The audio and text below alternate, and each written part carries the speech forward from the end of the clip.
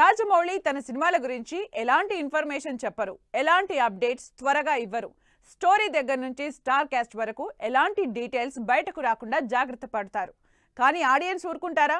Story దగ్గర నుంచి sets వరకు, హీరోయిన్ల దగ్గరల నుంచి విలన్ల వరకు సోషల్ మీడియాలో రకరకాలుగా డిస్కస్ చేసుకుంటున్నారు. ఇంతకీ రాజమౌళి మహేష్ సినిమాలో ఎవరి రోల్ ఏంటి? షూటింగ్ ఎక్కువగా ఎక్కడ ప్లాన్ చేశారు? రాజమౌళి సినిమా అంటే జనాల్లో క్యూరియాసిటీ క్రియేట్ అవుతుంది. దీనికి తోడు మహేష్ హీరోగా అంటే ఇక ఆ కాంబినేషన్ గురించి స్పెషల్ గా చెప్పనక్కర్లేదు. అందుకే రాజమౌళి అఫీషియల్ గా ఏ విషయం చెప్పకపోయినా ఇదిగో స్టోరీ, అదిగో సెట్స్ అంటూ రకరకాలుగా మాట్లాడుకుంటున్నారు సోషల్ మీడియాలో.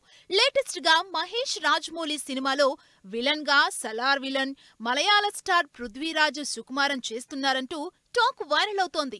అయితే పృథ్వీరాజ్ మాత్రం ఇంకా ఏం డిసైడ్ కాలేదు, మాట్లాడుకోవాల్సినవి చాలా ఉన్నాయంటూ తప్పించేసుకున్నారు. విలన్ గా పృథ్వీరాజ్ సుకుమారన్ కంటే ముందే విలన్ గా జాన్ అబ్రహం యాక్ట్ చేస్తున్నాడంటూ టాక్ నడుస్తోంది.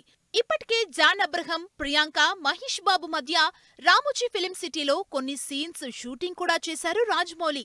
అయితే అసలు జాన్ అబ్రహం విలనా లేదా అన్నది మాత్రం కన్ఫర్మేషన్ లేదు. ఇక ప్రియాంక చోప్రా హీరోయిన్ అంటూ మరో టాక్ వినిపిస్తోంది.